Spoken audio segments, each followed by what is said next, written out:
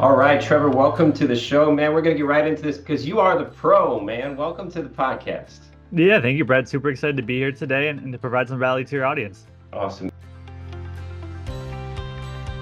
Tell us a little bit about where you're at professionally, Trevor. Yeah, most certainly. So I run a company called Podcasting You. I've been doing it since 2017. And the unique thing about our company is we primarily work with folks. It used to be the real estate space, but now it's the alternative investment space to go out there and get them booked on podcasts. So you could imagine in the real estate space, you have your flippers, your wholesalers, your multifamily investors, self-storage, mobile home park, all the way down to like whole life insurance specialists, infinite banking folks. And then on the flip side, we might work with someone like we have a client where you invest in laundromats and car washes, ATMs, all those different sort of asset classes that are out there. And we made that decision probably about 3 or 4 years ago, because when I started the company in 2017, we were just happy to get any client. I mean, we were working whether you were in real estate or whether you were a lawyer, whether you were a doctor, whether you were a health coach, no matter what it was. Like there was like one client we took on, the guy was making like $1 million a month selling hot sauces on Amazon. Oh, So wow. we were really broad in our niche that we work with. But yeah, that's really who we work with today. And what we do as a company is we go out there and we help them get like booked on podcasts. We'll book podcast guests for podcast hosts, that sort of thing. Never really expected to be as big of a company as it was. Honestly, it just started out as a freelance gig back in 2017 just to make some extra money on the side, and then just kept finding more clients and more clients and more clients. And honestly, it was like the 4th business I had started and happened to be the most profitable one. So I was like, why not continue on with it? Why not run the business and keep rolling with it? Since 2017, what masterminds or groups, if any, have you joined yourself in order to kind of take advantage of the traction that you've had? Yeah, I think for me, so I didn't join like masterminds or things like that, but I did hire a business coach. That was the big thing. For me, honestly, at the time, I'd find masterminds, and it was still early on in the startup. So I mean, like bare bones first year, we did like 10K in revenue, and then maybe year 2 or 3, we were like 50K in revenue. Still trying to still starting to realize that it's a full business. So I didn't know if I wanted to go out and drop 25K into a mastermind, but I knew, hey, if I hire a business coach, $150 an hour, maybe I meet with them once every other week, 300, $450 a month. That seemed more reasonable to me. And that was like the biggest growth for me, was working with that business coach, because at that time, and running a business, you're doing it all on your own. You don't see those blind spots that they have, and they call you out on it. They're like, why are you thinking this small? Hey, you're only doing 10K in revenue. Why aren't you doing 100K in revenue? And you're like, well, I don't know. That's all I'm doing right now. So they help you find those blind spots. So that was very beneficial for me, having that business coach. I probably worked with about 3 or 4 different business coaches at this time, probably since I think it was before the pandemic, before I started working with them. So probably about 2 or 3 years into the business. And it was like that first business coach, he helped to get the company from, the small little company that we were, up to like 5 figures in revenue a month. And then the next coach helped me get up even further.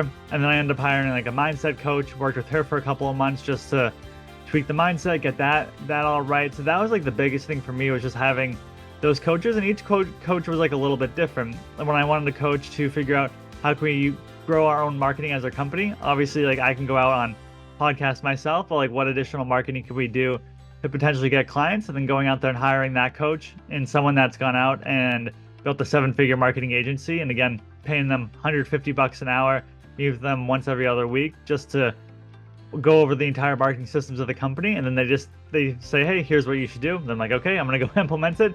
And then wow, it works what they said. So that was really big for me, was hiring those different business coaches. What types of services do you do for clients? Yeah, most certainly. So we'll typically have a package where we'll book them on like 4 shows a month, 6 shows a month, or we just have I wouldn't say bare bones, but just a 50-show package where they could just spread it out throughout the year. We don't have like any monthly contracts or anything like that. We've seen they find it like that. People don't like to get locked into different things. And we get the typical client or occasional client where they do a 4-show package, and they, after 2 months of doing it, they say, hey, this isn't for me. Good. And then yeah, exactly. And then conversely, we get the client that's 3 years with us on that 4-show month package. So we get the mixture of them all. But really what we like to do is like work with the client and be like, okay, who are you targeting? If you're raising capital, like who are the people that are going to have money to invest in your deals. And it's pretty simple. Your accredited investors, your doctors, your lawyers, dentists, sales professionals, small business owners, retirees. It's pretty simple. So we put together a game plan for them based on what they're looking to achieve. Or if it's just more of a real estate coach, then it makes sense to put them on more general real estate shows. And then just because we've been doing it for so long now, we just have all those connections built up with a lot of podcast hosts where we just have a good relationship with them and we know what the host is looking for. What's one thing from the mindset coach that kind of like top the rest of them that the listeners would benefit from maybe? Yeah, I think for me, it was just the biggest thing was when it came around money. And what I meant by that is I felt like just getting that, it was almost like having like a scarcity mindset and realizing that by me charging a good price point to our clients isn't me taking away from them, it's me providing this value to them. And that was like just a big thing for me because I almost like was like scared to charge a high price because I know it was like I could see the results on our business, I could see what we did, but it was like almost trying to develop that self-confidence to know like, okay, if I'm going to charge someone, let's say as an example, our 50 show package, it's like $12,000. If I have to have that confidence to know, or knowing that I have that confidence to be like, okay, hey, I'm on a sales call here, this package is $12,000, instead of me being more passive about it and just having that confidence, like, okay, I know that we're going to deliver the results. I've seen those results delivered before. And I think that was just a big thing where it was almost like I felt guilty to a certain degree. I don't know why, like where it came from, of like charging people a ton of money to use our service again, even though I've seen it work.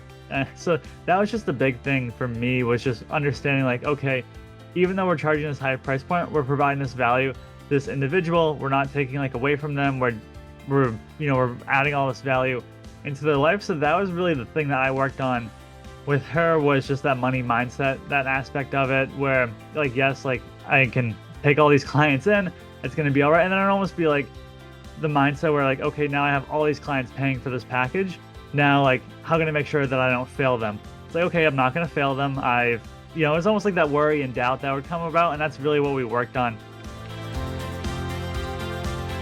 I think there's almost like 3 answers I want to go with it. So one is just the self-education part. That was huge for me. It was just reading all the different types of business books where you have like Rich Dad Poor Dad, and you have anything by Napoleon Hill. Like read like books by like Zig Ziglar, Brian Tracy, the old school sales guys. That was very helpful for me, was reading through their books, listening to their audio tapes. I remember, I went out and got my real estate license, and I never ended up doing anything with it, but I won a prize. It was like a Jim Rohn like 3-day CD of him doing an event in Anaheim, California. So it was like Jim Rohn, Dennis Waitley, and so I forget the third guy, but I was just riding around in my car in college whenever I'd be driving around, having those CDs going through their seminars. And it sounds kind of old now, but the car had a CD player, so I was able to use it. So that was really big, that self-education. And then as I went through, I wish I hired a business coach earlier instead of me waiting 4 years into my business or 3 years into my business to hire one. That was just beneficial, whether it's a business coach, whether it's a mentor, anyone that can help you where you can have regular conversations with. I like a business coach just because I feel like when I'm paying them, I don't want to waste their time per se. It's like if I'm paying them and they give me something to do, I don't want to waste their time. Where I feel like if it's just a mentor, I don't know, like it's easier to let them down per se or let it go by, because there's no like, if you don't do it, you don't do it. But if I'm paying someone and I don't do it, then I'm just losing out on my money, and that's dumb because I meet with this person every other week, and I don't want to be like, oh, I didn't have time to do what you told me to do. And then they're just gonna fire me as a client. And then the third one would be like, whatever it is for me, I just wish I would have charged more in the beginning. I just charged like so little. I think at the time it was like, hey, I'll get you on a podcast for $25-$50. And then now I think we charge like $300 or $400 for a client on a per podcast basis. And I'm like, man, if I would have charged more in the beginning, I would have made way more and had a lot less work.